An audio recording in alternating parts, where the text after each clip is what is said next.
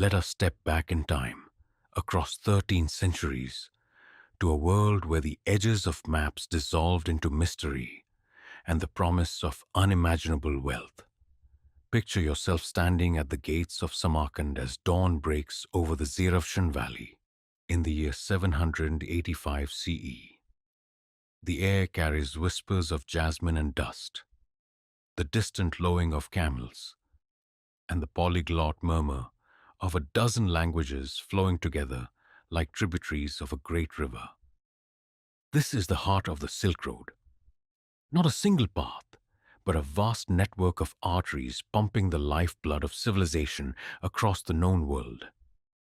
Here, where the oasis cities of Central Asia rise like jeweled islands from seas of sand and stone, you witness humanity's first great experiment in globalization. The morning light catches the glazed tiles of minarets and Buddhist stupas standing side by side, their shadows falling across streets where Chinese merchants haggle with Persian craftsmen, while Sogdian translators weave meaning between their words. The scent of cardamom and cinnamon mingles with the less romantic aromas of camel dung and human sweat. This is no romantic fantasy. This is the reality of medieval global commerce, raw and visceral and breathtakingly ambitious. For over a millennium, these routes have connected the Mediterranean world with the far reaches of Asia, carrying not just goods, but ideas, religions, technologies, and diseases across distances that would challenge even modern travelers. You are about to meet one man whose life embodies this vast enterprise, a merchant whose weathered hands have counted coins from three empires, whose eyes have seen wonders that exist now only in ruins and legends. Through his story, we will discover how individual human ambition and courage built the sinews that held distant civilizations together, creating the first truly global economy in human history. Your name is Ahmad ibn Yusuf, though depending on where you find yourself along the great routes, you might answer to Ahmati in Chinese markets, or simply the Arab in Sogdian caravanserai. You are 43 years old, your beard more salt than pepper now, your face creased by decades of desert wind and mountain cold. Your weathered hands count Chinese silver coins, while Persian carpets cushion your knees in the counting house behind your Samarkand residence. This is your inheritance, not land or title, but the ancient art of moving precious things across impossible distances. Your grandfather traded silk when the Tang dynasty was at its height, when Chang'an was the largest city in the world and Chinese silk was worth its weight in gold in Roman markets. Your father expanded the family business into glass and precious stones, establishing partnerships from Damascus to Dunhuang. Now the responsibility falls to you in an age when empires rise and fall like desert storms, but the appetite for distant luxuries remains constant. You rise before dawn, as is your habit, to perform the Fajr prayer facing Mecca. But business is also a form of worship. The Quran speaks favorably of honest merchants, and you pride yourself on your reputation for fair dealing. Your house reflects your success. Chinese porcelain shares shelf space with Byzantine gold. Indian ivory carvings rest beside Sogdian silver vessels. Yet you know that wealth on the Silk Road is always temporary, always threatened by bandits, political upheaval, or simply the merciless indifference of desert and mountain. Today, you prepare for what may be your final great journey, a caravan to Chang'an that will take the better part of 2 years to complete. Your joints ache more than they used to, and your eldest son Ibrahim is eager to prove himself worthy of the family legacy. But first, there are 100 preparations to make. 1,000 details that can mean the difference between profit and disaster, between safe return and becoming another set of bones bleaching in the Taklamakan desert. Your wife, Zara, brings you tea flavored with cardamom and honey, a small luxury that connects your Samarkand home to the spice gardens of distant Kerala. She knows the dangers ahead. She has waited for your return from too many journeys, has endured the long silences when caravans disappear into the vastness and news travels slowly. Yet she also knows that this is who you are, who your family has always been. Bridges between worlds, carriers of dreams made manifest in silk and silver. Born into a family where maps are heirlooms and trade routes run in your blood. You learn to read the stars before you could read scripture. Your earliest memories are of the courtyard where your grandfather would trace the great paths in the dust with his walking stick. The northern route through Kashgar and Turfan. The southern road skirting the murderous Taklamakan. The western trails climbing toward the Byzantine domains through passes where empires have bled and died for centuries. The merchant class occupies a unique position in the social hierarchy of this age. You are not nobility, but your wealth commands respect. You are not clergy, but your travels make you a source of exotic knowledge and distant news. In the Islamic world, merchants enjoy particular esteem. The Prophet himself was a trader before his revelation, and Islamic law has developed sophisticated frameworks for commercial partnerships and contracts that span continents. Your family belongs to the Sogdian merchant diaspora, those remarkable people who made themselves indispensable to every empire they encountered by mastering the arts of language, currency exchange, and cross-cultural negotiation. Though you're Muslim by faith, your ancestry reaches back to Zoroastrian fire worshippers who saw trade as a sacred duty, a way of bringing order to the chaos of the world through the civilizing influence of commerce. You were 12 when you made your first journey, accompanying your father on a relatively short trip to Bukhara. You remember the terror and excitement of that first night in the desert, when the cook fires of the caravan seemed like fallen stars scattered across the darkness, and the veteran traders told stories of cities made of jade and mountains that touched the sky. You learned that successful merchants are part diplomat, part accountant, part warrior, and part priest. For in a world where written contracts are rare and legal systems vary wildly, your word becomes your bond, and your reputation is more valuable than any cargo. Your education continued in the bazaars and counting houses of a dozen cities. You learned to distinguish real silk from clever imitations by touch alone, to spot a false ruby among a handful of genuine stones, to calculate exchange rates between Byzantine solidi, Islamic dinars, and Chinese cash coins. More importantly, you learned the deeper currency of trust, how to read the subtle signs that indicate whether a potential partner is honorable, desperate, or dangerous.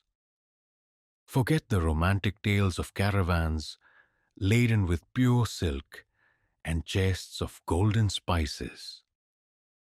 The reality of your trade is both more complex and more fascinating than the legends suggest.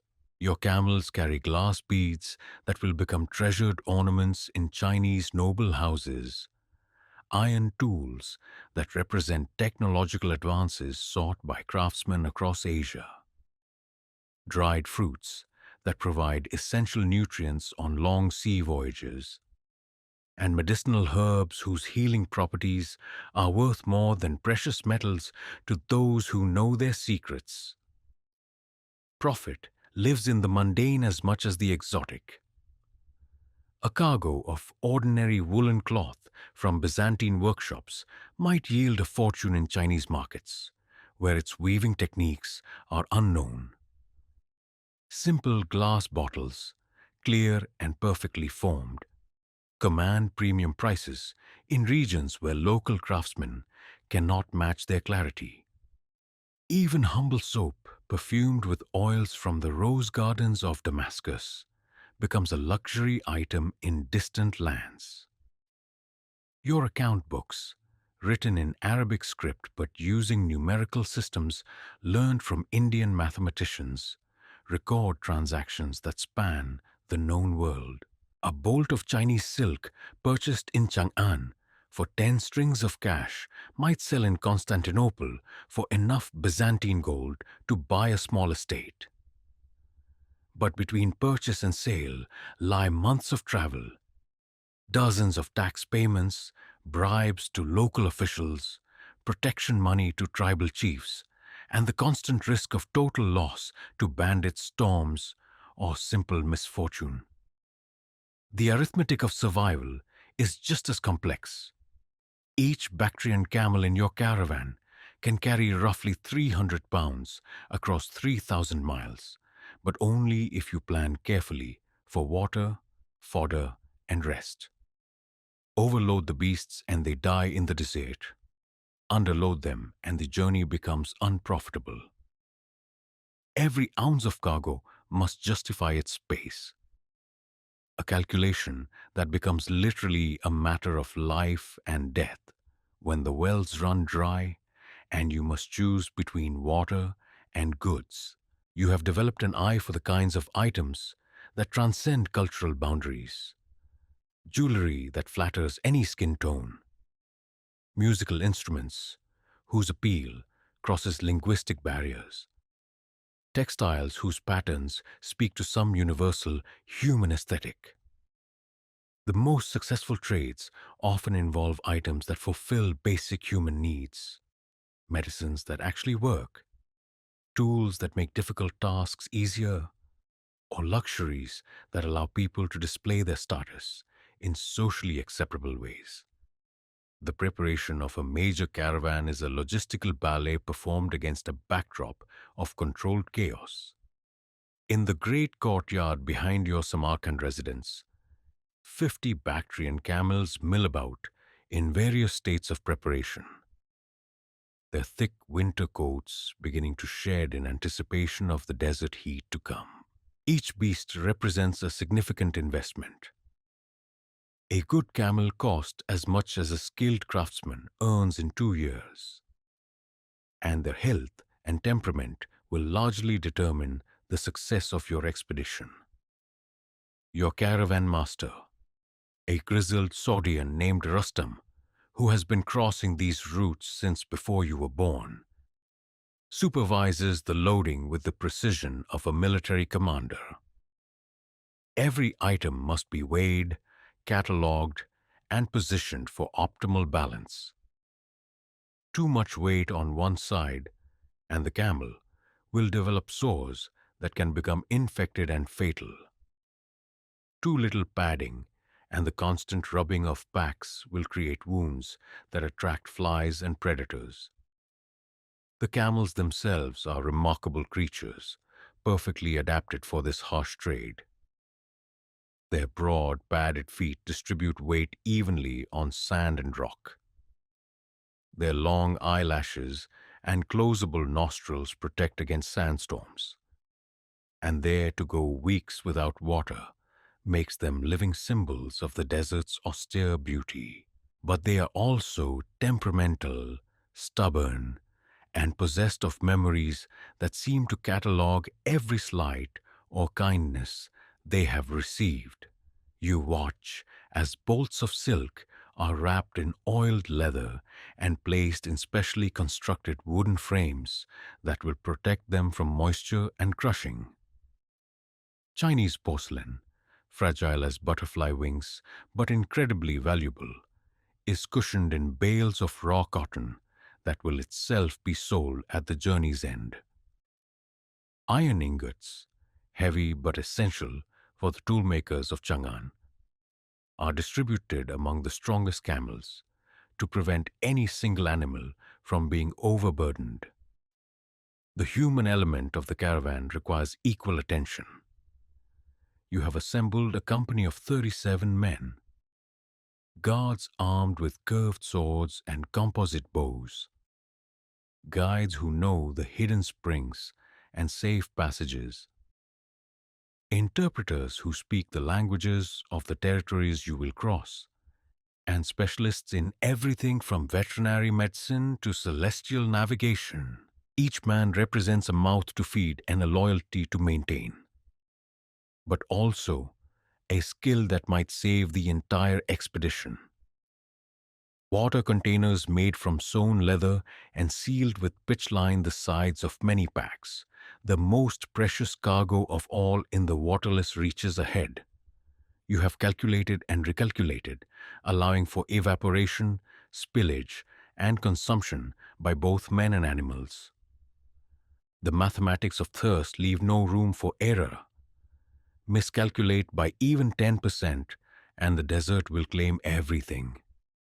You speak Sogdian to your caravan master, Arabic to your financial partners, Persian to the customs officials, Chinese to the silk merchants, and broken Turkic to the tribal leaders whose territory you must cross. Each tongue opens different doors, and fluency in the languages of trade is as important as skill in evaluating merchandise or reading the weather signs that warn of approaching storms. The Sogdian tongue serves as the lingua franca of the Silk Road, much as Latin does in Western Europe or Arabic does in the Islamic world. Sogdian merchants have established communities in every major trading center, from Crimea to China, and their language has absorbed vocabulary from dozens of cultures. A Sogdian contract might contain Arabic religious phrases, Chinese technical terms, and Persian poetic flourishes, all woven together into a practical lingua franca of commerce. But language is more than words. It is the key to understanding the cultural codes that govern business relationships. When a Chinese official strokes his beard thoughtfully during negotiations, you know he is considering his options but has not yet made a decision. When a Persian merchant quotes poetry during a business discussion, he is signaling his education and social status while also testing your cultural knowledge. When a Byzantine trader begins a conversation by inquiring about your family's health, he is following social protocols that establish trust and mutual respect. Your interpreters are more than translators. They are cultural ambassadors who can navigate the subtle differences in business customs, religious practices, and social hierarchies that vary from city to city along the great routes. A skilled interpreter might save a negotiation by recognizing when a perceived insult was actually a compliment lost in translation, or prevent a diplomatic incident by explaining why certain gestures are considered offensive in particular cultures. The written word carries even greater power and complexity. Your contracts must be written in scripts and languages that will be recognized and enforced in courts thousands of miles apart. A partnership agreement signed in Samarkand might need to be enforceable in a Chinese court, requiring careful attention to the legal traditions and commercial practices of multiple civilizations. You carry official letters of introduction written in 4 scripts, each one opening doors that would otherwise remain closed to foreign traders. At Yumenguan, the famous Jade Gate that guards the western entrance to Chinese territory, officials examine your papers with the intensity of priests reading sacred omens. One wrong stamp, one suspicious glance, one failure to offer the appropriate gifts, and your entire expedition could be turned back or confiscated. The Chinese bureaucracy is legendary for its complexity and efficiency, and you have spent months preparing for this moment. The gate itself is less impressive than its name suggests. A series of mud brick fortifications rising from the desert floor with watchtowers that scan the horizons for approaching caravans and potential threats. But the symbolism is powerful. Beyond this point lies the Middle Kingdom, the civilization that calls itself the center of the world and whose products have driven much of the trade along these routes for centuries. Chinese customs officials wear silk robes that display their rank through subtle variations in color and pattern, and they conduct their business with ritualized precision that reflects the Confucian values of order, hierarchy, and proper procedure. You present your official letters of introduction from the Tang provincial governor in Kucha, documents that required months of negotiation and substantial gifts to obtain. The officials examine these papers with magnifying glasses, checking the authenticity of seals and comparing signatures against official records. The inspection of your goods is equally thorough. Every bolt of cloth is unrolled and examined for quality and origin. Every piece of metalwork is tested for purity. Every precious stone is weighed and evaluated. The Chinese have sophisticated techniques for detecting counterfeit goods, and their penalties for smuggling or fraud are severe. You watch nervously as they examine your finest Persian carpets, knowing that one official's opinion of their value will determine the taxes you must pay. But this is also an opportunity for diplomacy and relationship building. You present carefully chosen gifts to the senior officials: Byzantine gold coins for their rarity, Persian roses preserved in honey for their exotic appeal, and a small mechanical clock from Damascus that demonstrates the technological sophistication of Western craftsmen. These gifts are not bribes. They are cultural exchanges that acknowledge respect and establish the foundation for future business relationships. The younger officials are curious about the world beyond China's borders, and you share carefully edited stories of distant cities and strange customs. You describe the great lighthouse of Alexandria, the mechanical marvels of Constantinople, and the scholarship of Baghdad's House of Wisdom. In return, they share news from the Chinese interior: court intrigues, natural disasters, changes in imperial policy that might affect trade conditions, dawn prayers before the loading, midday rest in whatever shade exists, evening camps where stories mix with the smoke of dung fires. This is your mobile city, a temporary civilization that forms and reforms each day across the vast landscapes of Central Asia. The rhythm of caravan life becomes as natural as breathing. The groaning complaints of camels being loaded, the jingle of bells and harness fittings, the soft conversations in multiple languages that fade into the larger silence of desert and steppe. Each day begins before sunrise with the call to prayer. Though not all members of your caravan share the same faith, Buddhist guides from the Tarim Basin face east toward the rising sun. Nestorian Christians make the sign of the cross. Zoroastrian fire tenders tend their sacred flames, and Jewish merchants recite ancient Hebrew prayers. This religious diversity is not just tolerated, but essential. The Silk Road succeeds precisely because it transcends religious and cultural boundaries, creating communities united by commercial purpose rather than shared belief. The loading process follows patterns refined over centuries of trial and error. Camels are arranged in strings of 5 or 6 animals, each string managed by a single handler who knows the individual personalities and quirks of his charges. Some camels are natural leaders who will follow the trail confidently. Others are followers who panic if separated from the group. Some are patient with heavy loads. Others become vicious if overloaded by even a few pounds. The march begins with the caravan master riding ahead to scout the trail, followed by the strongest animals carrying the most valuable goods. Then the pack train with trade goods and supplies, and finally, a rear guard of armed men watching for pursuit or predators. The entire column stretches for nearly half a mile when properly organized.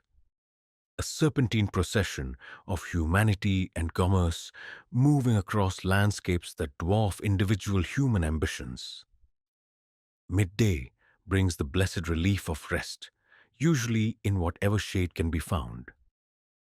The lee side of large rocks, the sparse shadows of desert shrubs, or simply beneath cloth pavilions carried for this purpose. Men and animals alike suffer from the brutal heat, and discipline is essential to prevent anyone from consuming too much precious water. You eat sparingly, dried fruits and nuts, flat bread that keeps well in the dry air, occasional treats like dates stuffed with almonds or cheese aged in goatskins. The evening camp transforms your scattered caravan into a temporary village complete with its own social hierarchies, economic activities, and cultural traditions. Cook fires bloom like flowers across the desert floor, their smoke carrying the aromas of whatever local food can be found. Wild onions, desert herbs, occasionally fresh meat when hunters succeed in bringing down gazelles or desert hares. The Taklamakan Desert stretches ahead like a sea of glass and bone, its very name meaning go in and you won't come out in the local Turkic dialects. Here, even experienced guides follow the skeletons of camels and the scattered debris of failed caravans to find the hidden wells that make survival possible. This is the heart of the Silk Road's greatest challenge, a waterless wasteland larger than most European kingdoms, where a miscalculation of distances or a sandstorm that obscures landmarks can doom entire expeditions.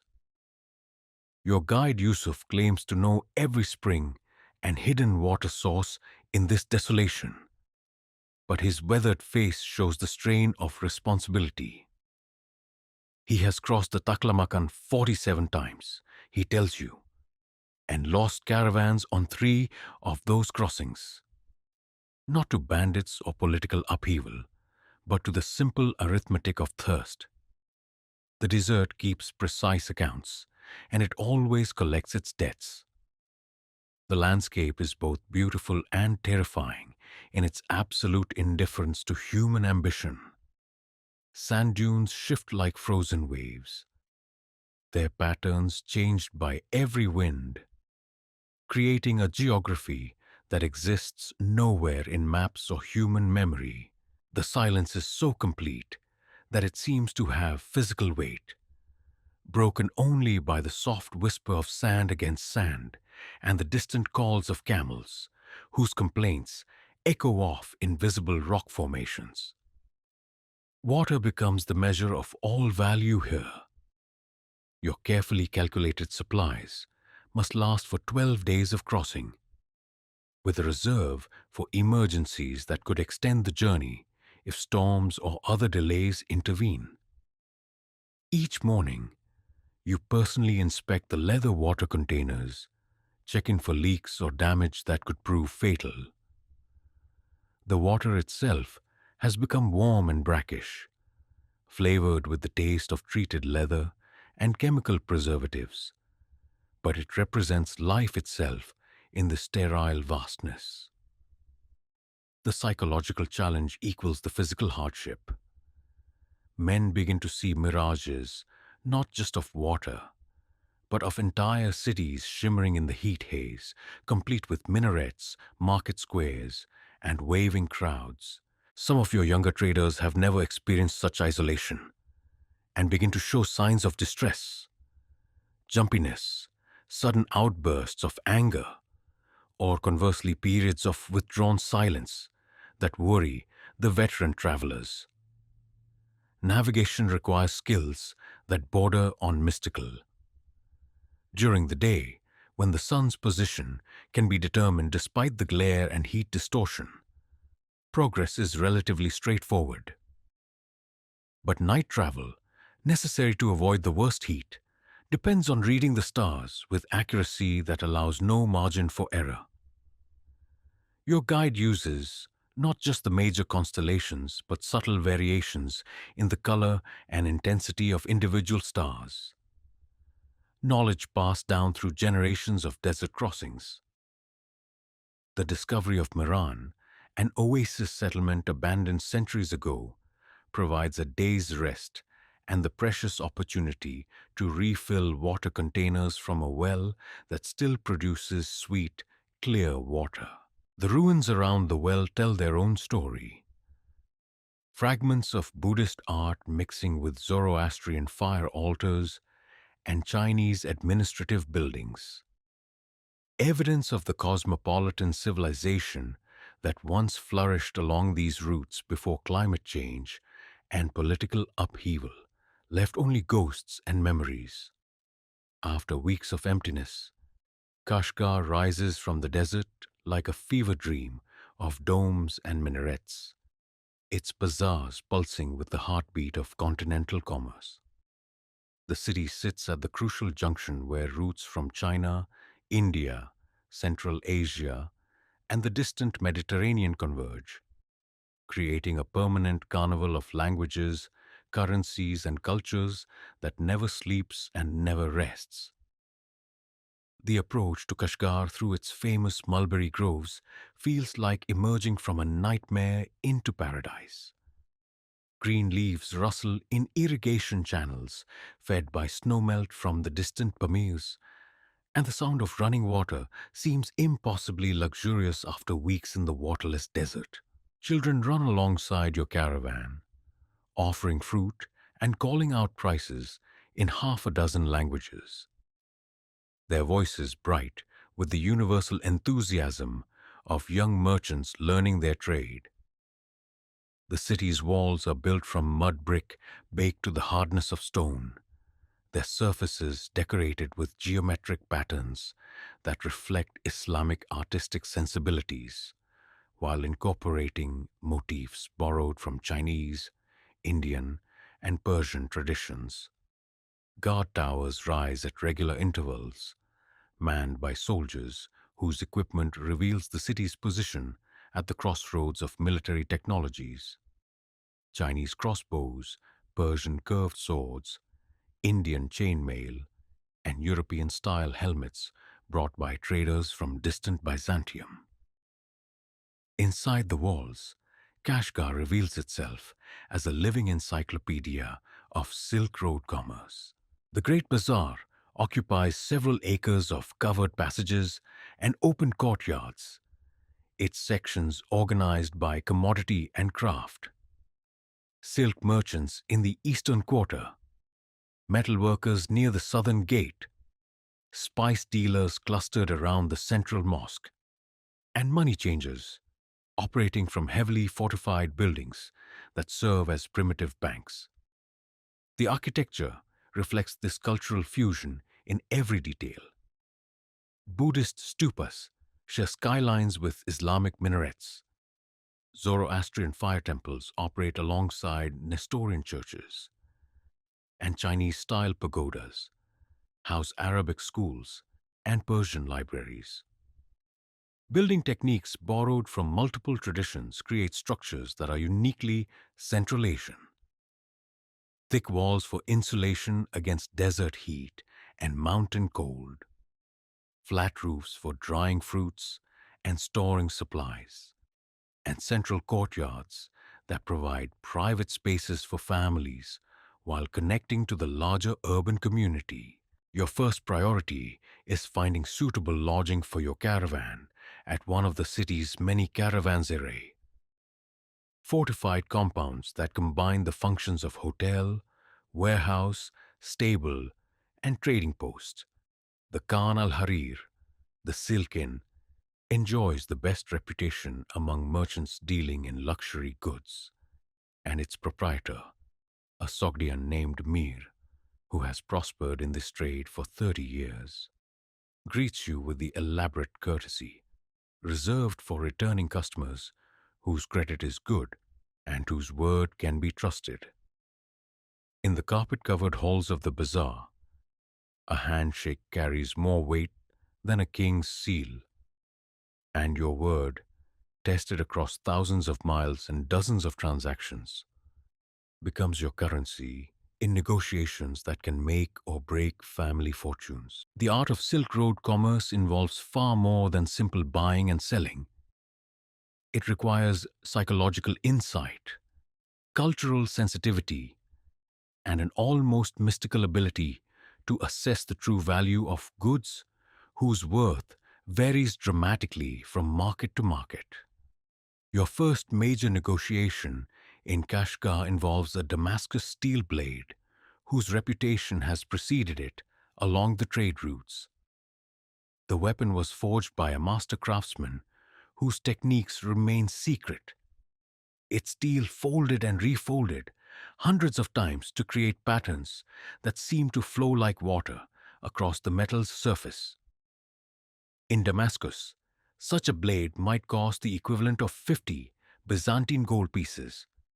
Here in Kashgar, where Chinese buyers prize both the weapon's functionality and its exotic craftsmanship, it could bring twice that amount.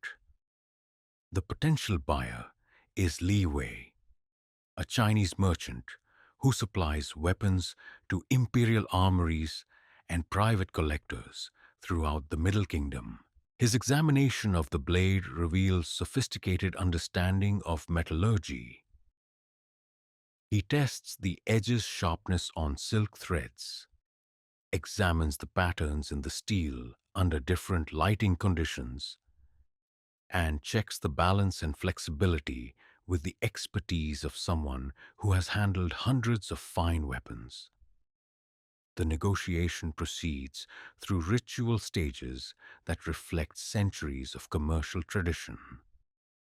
Initial offers are deliberately extreme, designed to establish the boundaries of possible agreement rather than serious proposals. Li Wei begins by suggesting that the blade, while interesting, is too foreign in design for Chinese tastes and might bring perhaps 20 gold pieces from a collector willing to pay for curiosities.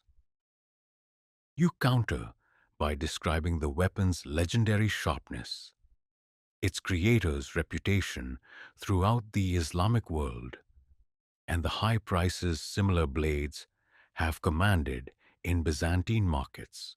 The real negotiation begins in the middle ground between these positions, where both parties demonstrate their expertise and gradually reveal their true assessment of the blade's value. Li Wei mentions technical details about steel composition and forging techniques that reveal his deep knowledge of metalworking. You respond by describing the social and cultural significance of such weapons in Islamic society, their role in military history, and the spiritual beliefs that surround the creation of Damascus steel. Credit and banking, still primitive by modern standards, play crucial roles in these transactions. Neither party carries enough precious metal for major purchases, so agreements often involve complex arrangements of promissory notes, letters of credit, and partnerships that spread risk across multiple transactions. Your reputation for honoring agreements made in distant markets allows leeway to accept payment arrangements that would be impossible with an unknown trader. Buddhist monks, Zoroastrian fire priests, Nestorian Christians, and Muslim imams all travel your routes, and successful business requires a flexible relationship with the divine that prioritizes practical cooperation over theological purity. The Silk Road succeeds precisely because it transcends religious boundaries, creating communities bound together by commercial necessity rather than shared belief. Your own faith provides structure and comfort during the long months of travel, but you have learned to appreciate the wisdom and devotion found in other traditions. The Buddhist concept of the middle path, avoiding extremes of luxury and deprivation, offers practical guidance for travelers who must balance comfort with survival.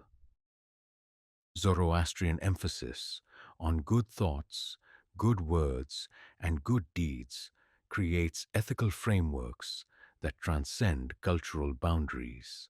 Christian teachings about charity and forgiveness help maintain harmony in caravans where men from different backgrounds must cooperate under stressful conditions. In Turfan, where the local population includes followers of virtually every major religion, you witness remarkable examples of practical cooperation. The city's water system, based on underground channels called carets that tap mountain snowmelt, requires constant maintenance that involves workers from all religious communities. Buddhist engineers design the channels, Zoroastrian fire tenders provide metalworking expertise, Christian merchants finance repairs, and Muslim administrators coordinate the labor. Religious festivals along the route provide opportunities for cultural exchange that benefit both trade and understanding. During the Chinese New Year celebrations in Dunhuang, Buddhist temples host feasts that welcome travelers regardless of their faith, creating opportunities for merchants to meet potential partners and exchange information about market conditions. Islamic holidays like Eid al-Fitr mark the end of Ramadan, with celebrations that include gift exchanges and charitable distributions that benefit entire communities. The practical challenges of religious observance during travel require creative solutions and mutual accommodation. Muslim prayer times must be adjusted for the realities of caravan schedules and desert conditions. Buddhist meditation practices adapt to the constant motion and noise of travel. Christian fasting periods are modified to account for the physical demands of long journeys. Zoroastrian fire rituals continue using dried camel dung when traditional fuels are unavailable. Your caravan includes a remarkable man named Brother Marcus, a Nestorian Christian monk whose order maintains missions throughout Central Asia and China. His knowledge of languages, medical practices, and diplomatic protocols makes him invaluable for negotiations with local authorities. More importantly, his presence demonstrates the caravan's peaceful intentions and cultural sophistication to officials who might otherwise view foreign merchants with suspicion. Emperors rise and fall like desert storms, but trade routes endure, and you navigate between armies and ambitions while carrying news that is often as valuable as any material cargo. The great empires of this age, Tang China, the Abbasid Caliphate, and the Byzantine Empire, cast long shadows across the Silk Road, their political decisions reverberating through every market and affecting the price of goods thousands of miles from their capitals. The Tang dynasty, now in its declining phase after the devastating An Lushan rebellion, struggles to maintain control over the Western territories that guard China's access to Central Asian trade. Imperial officials in remote garrison towns operate with increasing independence, and their policies toward foreign merchants reflect local conditions more than central government directives. Some welcome traders as sources of tax revenue and exotic goods. Others view them as potential spies or security threats. News from Chang'an travels slowly but carries enormous implications for your business. Reports of court intrigues, natural disasters, or military campaigns can affect commodity prices across the entire trade network. A palace eunuch's fall from favor might eliminate a key contact for selling luxury goods. A successful military campaign might open new routes while closing others. A poor harvest might increase demand for certain imported foods while reducing the purchasing power of potential customers. The Abbasid Caliphate, ruling from Baghdad, represents the pinnacle of Islamic civilization in this age, and its policies significantly influenced trade throughout the Muslim world.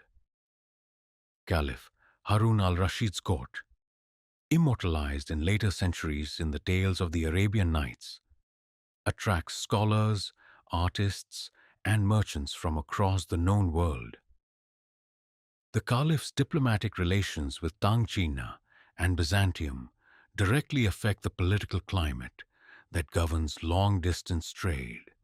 Your experience includes first-hand knowledge of how quickly political conditions can change. 3 years ago, you witnessed the siege of Samarkand by Turkish forces attempting to break Abbasid control over Central Asian trade routes.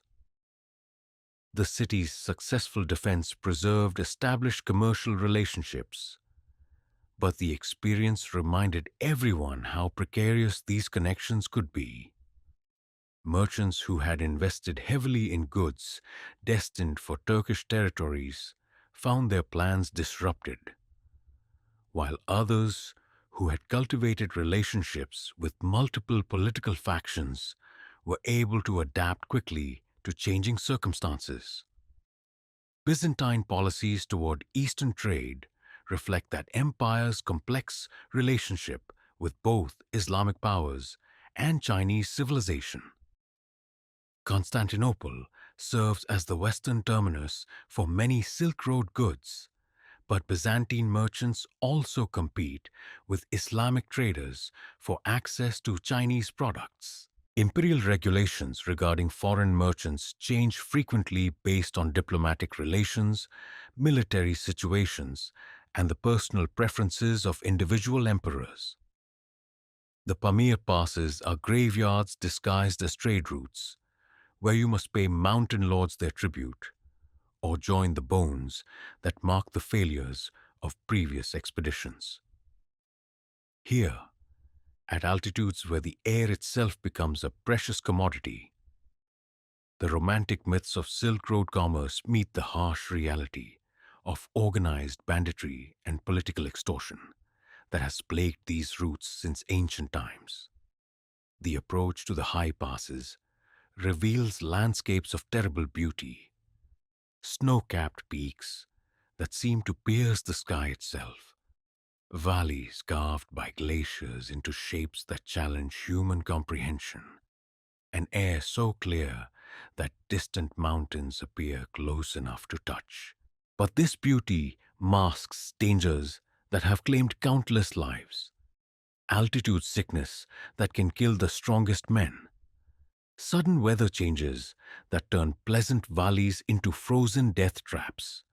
And most dangerous of all, the human predators who control access to the routes. Kutlugh Khan controls the Kunjarab Pass through a combination of strategic alliances, military force, and shrewd business sense that would impress merchants in more civilized markets. His fortress, built into the living rock of the mountainside, commands views of the approaches from both north and south, making surprise attacks virtually impossible. More importantly, his organization provides genuine services that partly justify the tribute he demands. Guides who know safe routes through avalanche zones, rescue parties that search for lost travelers, and diplomatic immunity that protects caravans from attacks by rival groups. The negotiation with Kutlu's representatives follows protocols established over decades of similar encounters. Your tribute must reflect both your caravan's value and your assessment of the current political situation. Pay too little, and you invite attack. Pay too much, and you establish dangerous precedents that will be remembered by other bandits along the route. The amount finally agreed upon includes Chinese silk, Damascus steel weapons, Byzantine gold coins, and a mechanical clock whose novelty appeals to the Khan's sense of prestige. But tribute payments represent only one aspect of the complex relationship between merchants and mountain lords.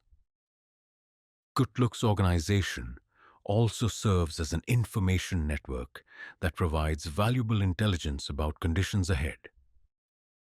Which passes are currently safe, where fresh supplies can be obtained, what political changes might affect travel plans, and which officials along the route might be amenable to negotiation or require special handling. The actual crossing requires 3 days of travel at altitudes where every step becomes an effort, and where the cold penetrates clothing with vicious persistence.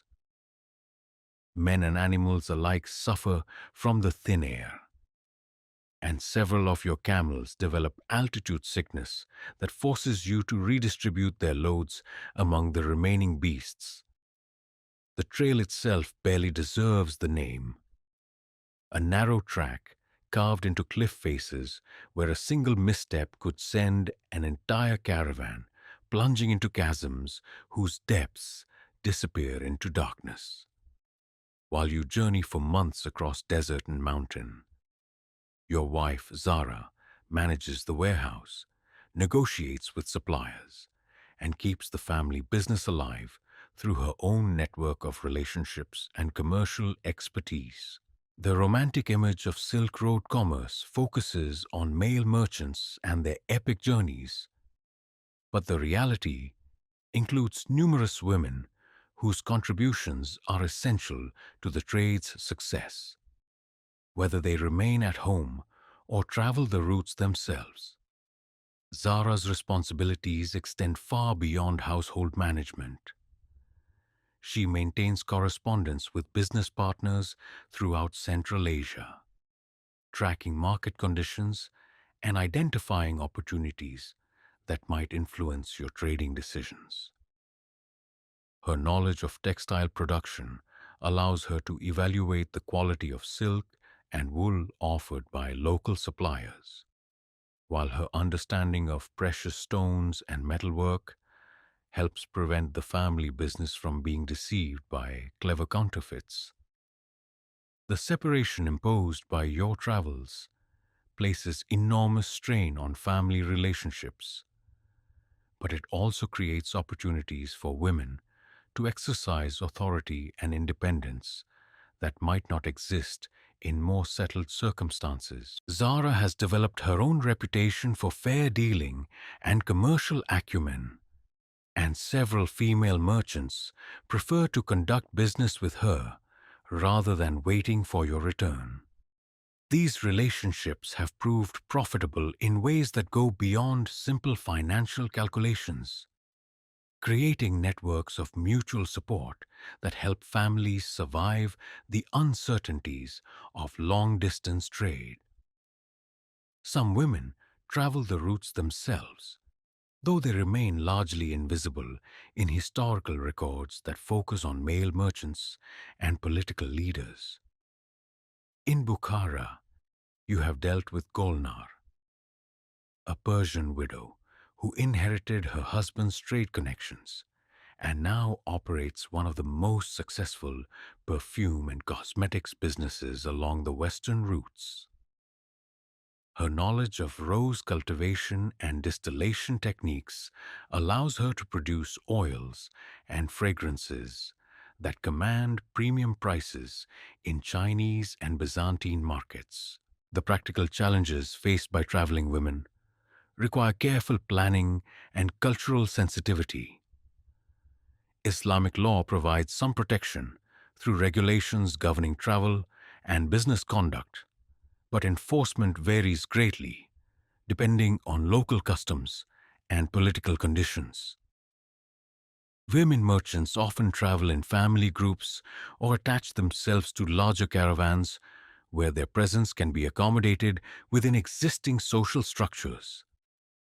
Your own daughter, Fatima, now 16, has begun expressing interest in the family business that goes beyond traditional female roles.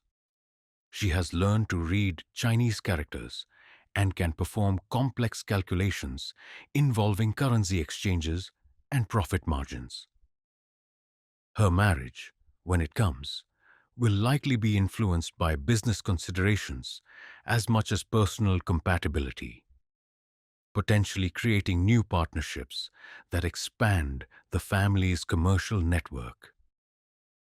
The hidden economy of women's work extends throughout the Silk Road system. In China, silk production depends entirely on female labor, from the cultivation of mulberry trees to the careful feeding of silkworms, to the complex process of reeling thread from cocoons. Persian carpet weaving involves generations of women whose knowledge of patterns, colors, and techniques is passed down through families like precious heirlooms. Byzantine gold thread production relies on women whose nimble fingers can handle work too delicate for male artisans. The An Lushan rebellion has torn the Middle Kingdom apart, and its reverberations reach every caravan on every road, demonstrating how distant wars can reshape the price of silk in Damascus and the availability of Chinese porcelain in Baghdad markets. You experienced these changes firsthand during your previous journey to Chang'an, when what should have been a routine trading expedition became a harrowing escape from a civilization consuming itself. The rebellion began in 755 CE, when Anlushan, a general of Sogdian and Turkish ancestry who had gained the trust of Emperor Xuanzong, turned his armies against the capital. The initial success of the revolt shocked the Chinese world. Chang'an, the largest city on earth, fell to rebel forces, forcing the imperial court to flee westward toward the relative safety of Sichuan province. For merchants like yourself, whose business depends on political stability and predictable regulations, the rebellion represented a catastrophe that extended far beyond Chinese borders. Your caravan reached the outskirts of Chang'an just as news arrived of the city's fall. The roads filled with refugees carrying whatever possessions they could manage. Court officials still wearing silk robes now stained with dust and fear. Merchants abandoning valuable goods to save their lives. And common people whose world had suddenly transformed from prosperity to chaos. The sight of the great city's walls blackened by siege fires and its gates hanging open like broken teeth remains burned into your memory.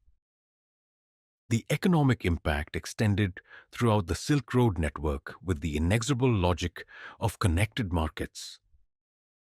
Chinese demand for Western goods collapsed as the rebellion disrupted normal commercial relationships and consumed resources in military campaigns. The flow of Chinese silver that had powered much of the long-distance trade dried up almost overnight. Silk production, concentrated in regions affected by the fighting, became irregular and unpredictable. More subtly, the rebellion changed the political dynamics that govern trade relationships. Local warlords and provincial governors, freed from effective central control, began imposing their own taxes and regulations on foreign merchants. Some proved more accommodating than the imperial bureaucracy had been. Others were rapacious and unpredictable. The carefully cultivated relationships with Chinese officials that had taken your family decades to develop became worthless as new power structures emerged from the chaos. Your escape from Chang'an involved joining a convoy of foreign merchants and diplomats who were being evacuated under military escort. The journey westward revealed the extent of the damage. Abandoned villages, burned out caravanserai, and trade routes blocked by military operations or simple banditry. What should have been a profitable expedition became a desperate attempt to preserve life and salvage whatever goods could be transported safely. The rebellion's resolution, achieved only after 8 years of devastating warfare, left China fundamentally changed. The Tang dynasty survived, but never regained its former power or territorial extent. The western regions that had been crucial for Silk Road trade were lost to Tibetan and Central Asian powers. Chinese participation in long-distance commerce continued, but on a reduced scale that reflected the empire's diminished resources and confidence.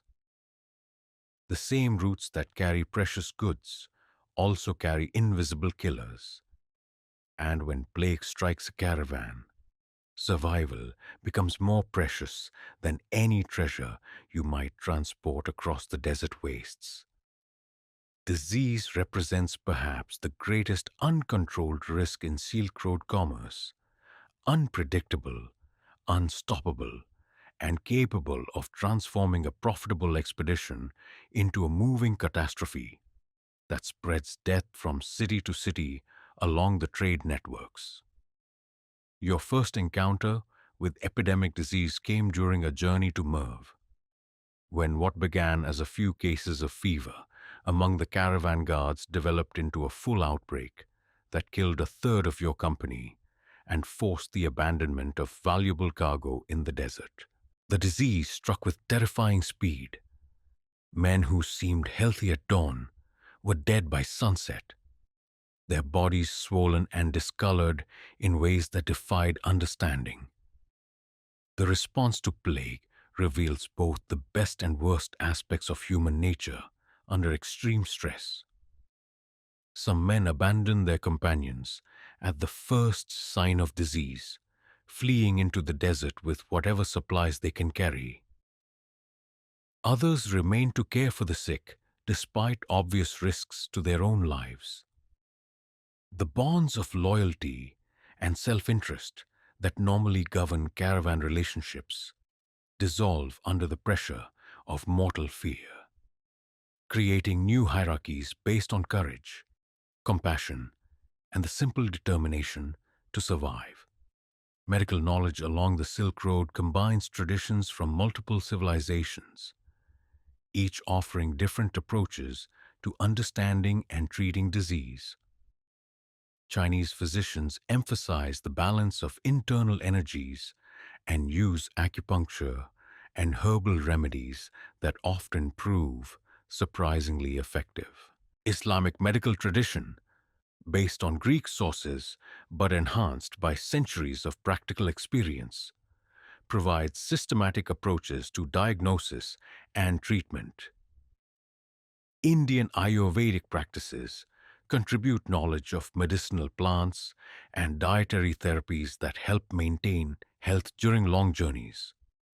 But against epidemic disease, even the best medical knowledge often proves inadequate. The plague that struck your caravan near Merv resisted every treatment attempted by your Chinese physician, a learned man whose medical texts described hundreds of remedies for various ailments. The herbal medicines that normally proved effective against fever and digestive problems had no impact on this disease. Prayer and religious rituals provided spiritual comfort, but offered no protection against infection. The economic impact of disease extends far beyond immediate casualties. Cities affected by plague often impose quarantine restrictions that can strand caravans for weeks or months, consuming supplies and preventing profitable trade. Markets that depend on long-distance commerce collapse when traders avoid affected regions. The fear of disease can disrupt trade relationships, even in areas not directly affected, as merchants choose safer but less profitable routes. Your experience with plague fundamentally changed your approach to risk assessment and emergency planning. You now carry larger medical supplies and insist that every caravan include at least one person with healing knowledge. More importantly, you have developed protocols for responding to disease outbreaks that balance compassion for the sick with protection for the healthy. Difficult decisions that must be made quickly under circumstances that allow no time for consultation or delay. Your knees can no longer bear the camel's gait.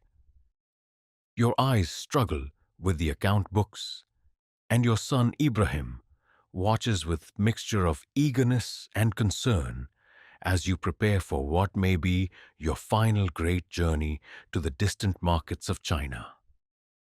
The passage of time affects not just individual merchants, but the entire structure of Silk Road commerce. As new generations adapt to changing political conditions and emerging opportunities, this expedition differs from previous journeys in ways both subtle and profound. Your selection of trade goods reflects decades of experience in reading market trends and cultural preferences, but also an awareness that this knowledge may become obsolete as younger merchants develop different approaches to the business. The silk you carry includes both traditional patterns that have proved popular for generations and experimental designs that might appeal to changing tastes in Chinese markets. Ibrahim's presence adds new dynamics to familiar routines. At 23, he possesses the physical stamina and mental agility that make him naturally suited for the hardships of long-distance travel. But he lacks the intuitive understanding of cross-cultural negotiations that comes only through years of experience. You watch him struggle with the subtleties of business relationships that seem obvious to you, but represent genuine mysteries to someone encountering them for the first time. The route itself shows signs of the changes that are gradually transforming Silk Road commerce. New caravanserai have been built in some locations, reflecting the continuing profitability of the trade, but others stand abandoned as political changes redirect traffic to different paths. The great oasis cities maintain their commercial importance, but their character has evolved as new ethnic groups and religious communities establish themselves in formerly homogeneous populations. Your body's increasing protests against the rigors of travel force you to confront uncomfortable truths about aging and mortality that you have long avoided. The camel's swaying motion, once as natural as walking, now triggers persistent pain in joints worn down by decades of hard use. The keen eyesight that allowed you to spot distant landmarks and evaluate merchandise with confidence has begun to fail, forcing greater reliance on assistants and advisors. But experience provides compensations that partially offset physical decline. Your reputation opens doors that remain closed to younger merchants And your knowledge of market conditions across the entire trade network allows strategic decisions that maximize profit while minimizing risk.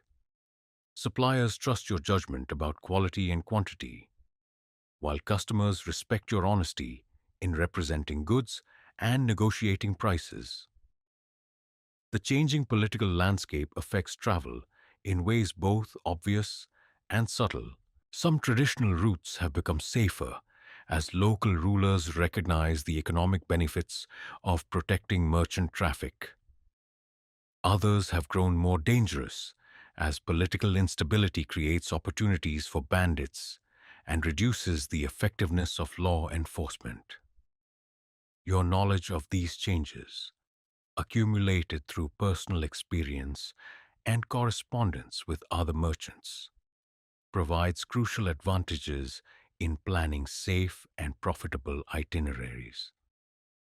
The routes that defined your life are becoming memories as Mongol invasions, the rise of maritime trade, and Ottoman blockades rewrite the map of global commerce, replacing the ancient patterns of overland trade with new realities that challenge everything your family has built across generations of patient cultivation.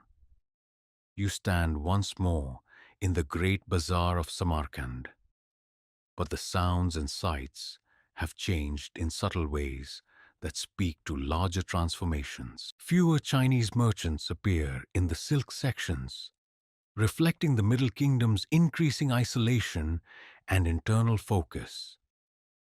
Persian traders discuss sea routes to India and Southeast Asia that promise faster delivery and lower costs than traditional overland paths. Byzantine representatives speak of new alliances and political arrangements that could fundamentally alter the balance of power in Eastern Europe and the Eastern Mediterranean. The technical innovations that made Silk Road commerce possible are being superseded by new technologies and techniques that favor different approaches to long-distance trade.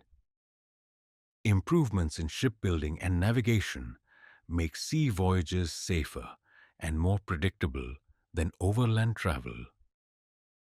New financial instruments and banking practices, developed primarily in Italian city-states, offer more sophisticated approaches to credit and risk management than the personal relationships that govern traditional caravan trade.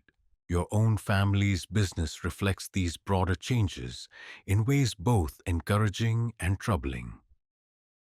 Ibrahim has established relationships with Genoese merchants who offer access to European markets previously dominated by Byzantine intermediaries. Your daughter Fatima has married into a Persian family whose interests extend to maritime trade in the Indian Ocean, creating new opportunities, but also new vulnerabilities to political and economic changes beyond your control. The cultural flowering that accompanied Silk Road commerce at its height shows signs of adapting to new realities rather than simply declining. The cosmopolitan cities of Central Asia continued to attract scholars, artists, and craftsmen from across the known world, but their focus increasingly shifts toward regional rather than transcontinental connections. Local traditions that were influenced by centuries of foreign contact are developing into distinctive cultural syntheses that represent something genuinely new in human civilization. Religious communities along the traditional routes face particular challenges as political changes affect the protection and support they have traditionally received from merchant communities. Buddhist monasteries that once provided essential services to traveling traders find their economic base eroding as fewer caravans require their assistance. Islamic institutions adapt by focusing more on local populations and less on the needs of foreign merchants. Christian and Zoroastrian minorities in some regions face increasing pressure as religious tolerance gives way to more rigid orthodoxies. The accumulated knowledge that made successful Silk Road commerce possible, understanding of languages, currencies, legal systems, cultural practices, and geographical conditions across vast territories, risks being lost as fewer people find it necessary to master such complex and specialized information. Your own library, collected over decades of travel and study, contains texts in 8 languages describing everything from metallurgical techniques to astronomical calculations to diplomatic protocols. But you wonder who will preserve and use this knowledge after your generation passes.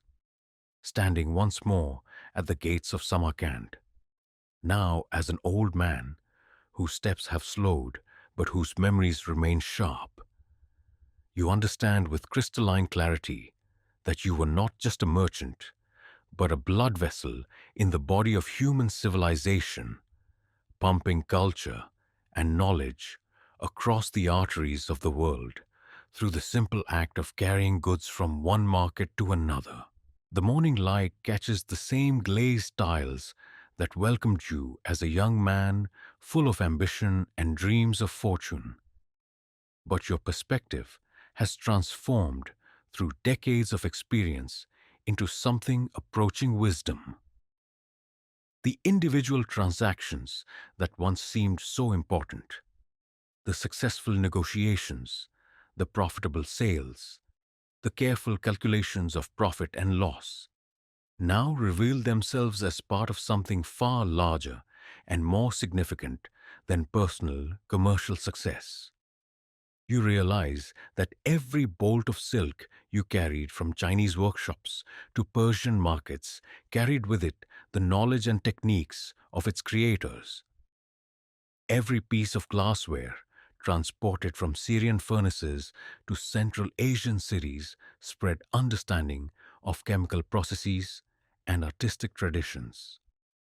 Every mechanical device, every book, every musical instrument that traveled these routes served as a teacher, spreading human knowledge across boundaries of language, religion, and political allegiance.